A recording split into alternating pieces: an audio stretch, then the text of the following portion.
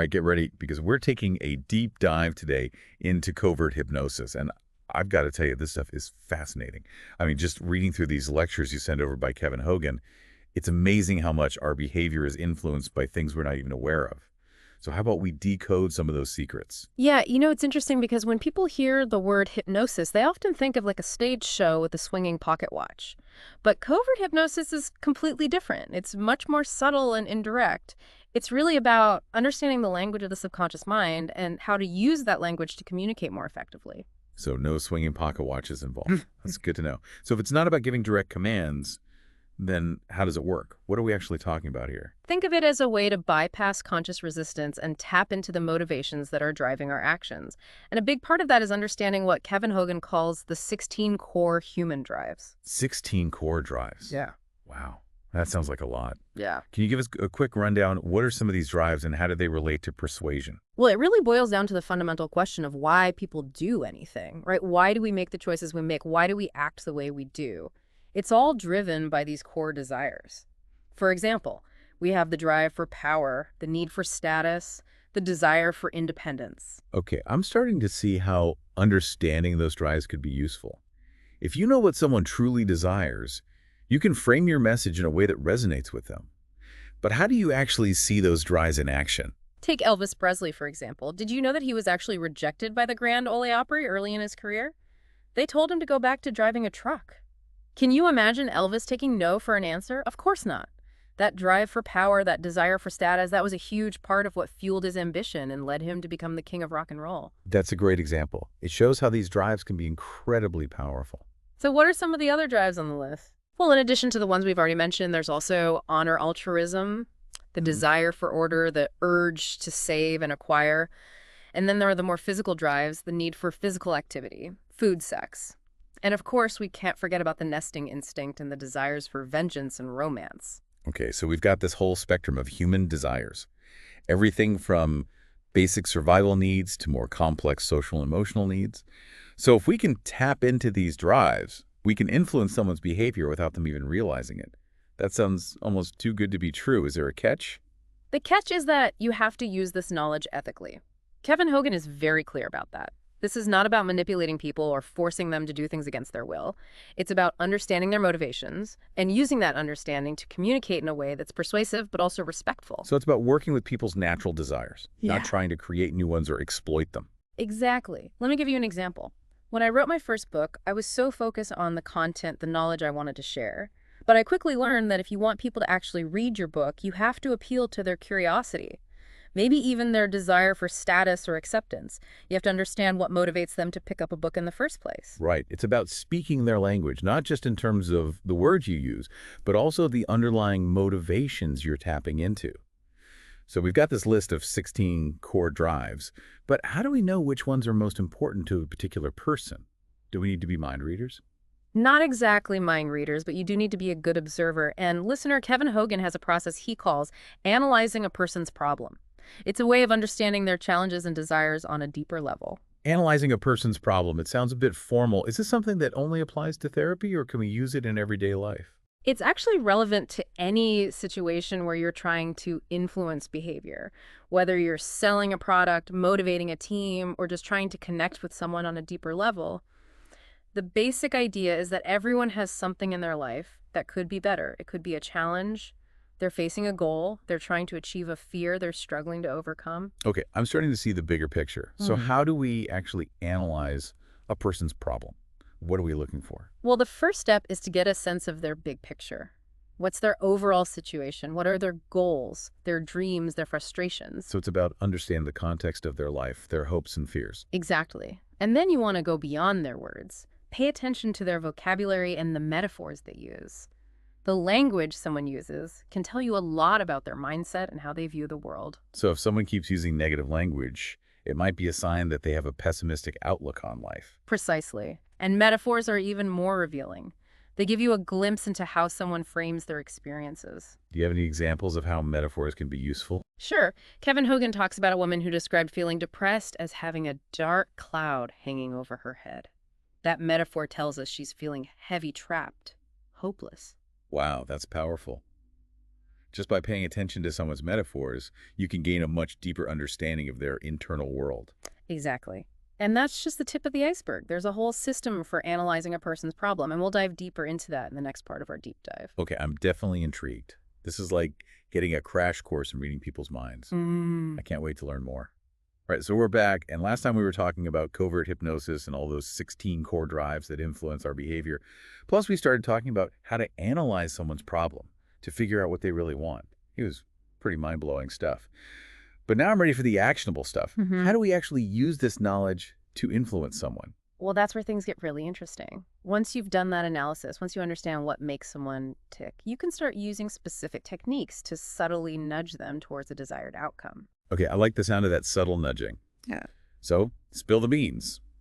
What are some of these covert hypnosis techniques? Do I need to learn how to swing a pocket watch after all? No pocket watch is necessary. It's all about being subtle and indirect. Remember, one of the first things Kevin Hogan talks about is using body language and something called paralanguage to build rapport with the other person. Okay, so we're talking about nonverbal communication, things like making eye contact, nodding along, that kind of stuff. Yeah, that's part of it. But it goes even deeper than that. Think about mirroring someone's posture, matching their tone of voice, subtly creating this sense of connection like you're on the same wavelength. Like you're creating a bridge to their subconscious mind. That makes sense. So once you've established rapport, what's next? The next step is to gently elicit information about their core desires, their desired outcomes, the obstacles they're facing, and the resources they have available. So it's like gathering intel, creating a roadmap for change. Exactly. You're trying to understand what truly motivates them, what they want to achieve, what's holding them back, and what strengths they can draw upon. Okay, I'm starting to see how all of this fits together. But how do we go from gathering information to actually influencing their behavior? What's the secret sauce? Well, one powerful technique is what Hogan calls transformational vocabulary. Transformational vocabulary. That sounds pretty cool. How does it work? Remember that example we talked about earlier with the woman who described her depression as a dark cloud hanging over her head?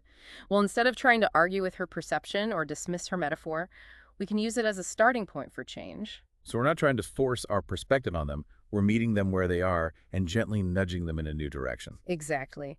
We might acknowledge the heaviness she's feeling, but then introduce a new element. Yeah, Maybe we suggest that the cloud is starting to dissipate or that there are rays of sunshine peeking through. that's really interesting. It's such a subtle shift, but I can see how it could be really powerful. What are some other techniques we can use? Well, storytelling is incredibly effective. Humans are wired to respond to stories. They bypass our conscious filters and tap directly into our emotions. So you're saying we can tell stories that subtly model the behaviors and beliefs we want someone to adopt. Precisely. And the best part is they often won't even realize they're being influenced. It feels natural and engaging. Okay, I'm adding storytelling to my covert hypnosis toolkit. What else? Visualization is another powerful tool. You can guide someone to mentally rehearse a desired outcome. They can see themselves achieving a goal, overcoming an obstacle, becoming the person they want to be. It's like giving their subconscious mind a blueprint for success. I know athletes use visualization to improve their performance. Does it work the same way with covert hypnosis? It's the same principle. The more vividly someone can imagine something, the more likely they are to believe it and act on it. Wow, this is fascinating. So we've got transformational vocabulary, storytelling, visualization. What other tricks of the trade should we know about? Well, leading and pacing questions are really important tools. Okay, I've heard of leading questions like the kind lawyers use in court. But how are they used in covert hypnosis? It's much more subtle than that. You're not trying to trick anyone or manipulate them into saying something. You're simply guiding their thought process. So, for example, if someone's struggling with procrastination, instead of saying, "Why are you always putting things off?" which might put them on the defensive, you could ask, "When you imagine yourself completing this task, how does it make you feel?" Ah, I see. So you're directing their attention to the positive outcome rather than focusing on the resistance. That's a great strategy. What about pacing questions? How do those work? Pacing questions are all about building rapport by establishing common ground. So you might say something like, "Have you ever felt overwhelmed by a task and had trouble getting started?" So you're showing empathy. You're letting them know that you understand where they're coming from. Exactly. And sometimes a little bit of distraction can be helpful. Distraction. Now you're really losing me. What do you mean by that? Well, sometimes people get so fixated on their problems that they can't see the forest for the trees. A little distraction can help to clear their mind and allow them to see things from a fresh perspective. So it's like hitting the reset button, giving them a chance to step back and gain some clarity. Exactly. And Yeah. it can be surprisingly effective. So we've got this whole arsenal of techniques at our disposal. Body language, transformational vocabulary, storytelling, visualization, leading and pacing questions, even a bit of distraction. It's a lot to take in. It is. But remember, the key is to use these techniques ethically and strategically. This isn't about manipulation. It's about empowerment. Right. We're not trying to turn people into puppets. We're trying to help them unlock their potential and create positive change in their lives. Exactly. And that's why the analysis phase is so important. You need to understand what makes someone tick before you can use these techniques effectively. Okay, so we've analyzed the person's problem, established rapport, and we started using these covert hypnosis techniques to guide their thinking and behavior. What's the final piece of the puzzle? The final step is to help them create new maps or mental models for achieving their goals. We touched on this earlier, but I think it's worth diving a bit deeper. Yes, please. I'm really intrigued by this whole MAPS concept. Yeah. Well, once you've identified someone's limiting beliefs and unhelpful patterns, you can start to introduce new ideas and possibilities. It's about expanding their vision and showing them that there are alternative paths. So you're basically challenging their assumptions and helping them to see the world in a new way. Precisely. And you can do this through storytelling, metaphor, visualization. You're essentially helping them to reprogram their subconscious mind to create new outcomes.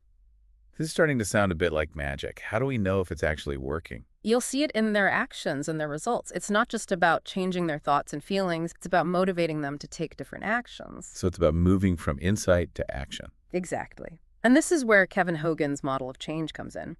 He talks about the action-belief-action cycle. Basically, our actions shape our beliefs, which then drive further actions. It's a feedback loop. So if we can encourage them to take small positive actions, even if they don't fully believe in themselves, yet those actions will start to shift their beliefs, which will lead to bigger actions and eventually lasting change. Exactly. And that's the beauty of covert hypnosis. We can influence this cycle without them even realizing it. Wow, this is powerful stuff. I'm starting to see how covert hypnosis can be used to create really profound changes in people's lives. It can. But it's crucial to remember that with great power comes great responsibility. We're not talking about manipulating people. We're talking about helping them to unlock their potential and become the best versions of themselves. Right. We want to empower people, not control them. Okay, I think I'm starting to wrap my head around all of this. Yeah. If I'm being honest, there's still a part of me that's a little skeptical. I understand that. It does sound a bit like magic. But in the final part of our deep dive, we'll explore the connection between covert hypnosis and evolutionary psychology. It might help to answer some of those lingering questions. Evolutionary psychology. Okay, now you've really got my attention. I can't wait. All right. We're back for the final part of our deep dive into covert hypnosis, and I've got to say my curiosity is piqued.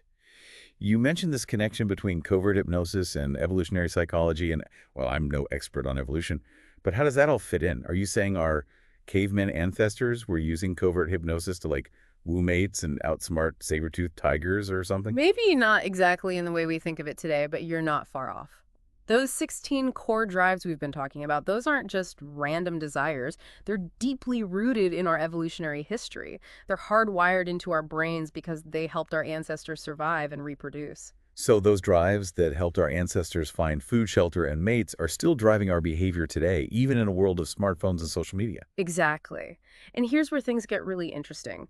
Covert hypnosis allows us to tap into these ancient programs to influence behavior in ways that align with our deepest instincts. It's like speaking the language of our primal brains. So even though we've evolved to live in a modern world, our brains are still running on Stone Age software. That's kind of wild when you think about it. It is, and it's incredibly powerful. Let's take the drive for connection, for example. Back in prehistoric times, belonging to a group was essential for survival. If you were ostracized, you were much less likely to survive and pass on your genes. Right. There's safety in numbers, especially when you're dealing with woolly mammoths and stuff. Exactly. And that drive for connection is still very much alive in us today. We crave belonging, acceptance, social validation. So when we use covert hypnosis techniques to make someone feel included like they're part of the tribe, we're actually tapping into a powerful evolutionary drive. Precisely. Think about those commercials you see that show happy, smiling people using a product. They're not just selling the product, they're selling the feeling of belonging, of being part of something bigger than yourself. It's all about appealing to those deep-seated instincts. Wow, this is really making me rethink everything I thought I knew about human behavior. It's a humbling realization, for sure. And it's not just about selling products. This applies to any area where you're trying to influence behavior, whether you're motivating a team, negotiating a deal, resolving a conflict. Understanding these primal drives can give you a huge advantage. Okay, so we've talked about the drive for connection. Yeah. What are some other examples of how evolutionary psychology plays into covert hypnosis? Well, let's consider the drive for status. In prehistoric times, having higher status meant you had access to more resources, better mates, and greater protection. So basically, status equals survival. Exactly. And that drive for status is still very powerful today. We see it in the way we dress the cars we drive, the jobs we pursue. It's all about signaling our worth to others. So when we use covert hypnosis techniques to make someone feel important, respected, valued, we're tapping into that ancient drive for status. You got it. And Kevin Hogan gives a great example in one of his lectures. He talks about those old McDonald's commercials with the slogan, "You deserve a break today." Oh yeah, I remember those. They always made me want a Big Mac. But Hogan points out that the real brilliance of the commercial is in the imagery. They show a family driving off to McDonald's together. So it's not just about treating yourself. It's about strengthening those family bonds. Exactly. It taps into that deep-seated drive to care for our kin, to ensure the survival of our genetic line. It's really clever marketing when you think about it. This is mind-blowing. We're surrounded by all these subtle messages, these appeals to our primal instincts, and we're often completely unaware of how they're influencing us. It's like a secret code embedded in our culture. It is a secret code. Yeah. And once you understand it, you can start to see it everywhere in advertising and politics and our everyday interactions. This has been such an insightful deep dive. But I have to ask the big question. If we're so susceptible to these primal drives, these evolutionary programs running in the background, how do we avoid being manipulated by them? That's the key, isn't it? Awareness is the first step. Once you understand these drives, these subconscious influences, you're less likely to be swayed by them. It's like shining a light on those hidden mechanisms. So knowledge is power. The more we understand about how our minds work, the more we can take control of our own behavior and make conscious choices. Precisely. And that's the ultimate goal of this deep dive. To empower you with knowledge, to help you understand the forces that shape human behavior, and to use that understanding to create positive change in your life and the world around you. Well, I've got to say, this has been an incredibly enlightening experience. I feel like I have a whole new perspective on myself and the people around me. Thank you so much for sharing your expertise with us. My pleasure. It's been a fascinating conversation. And to our listeners, we'll leave you with one final thought. If our unconscious minds are so influenced by these primal drives and group dynamics, what strategies can we develop to cultivate critical thinking and maintain our individuality in a world that's constantly trying to influence us? Until next time, keep exploring.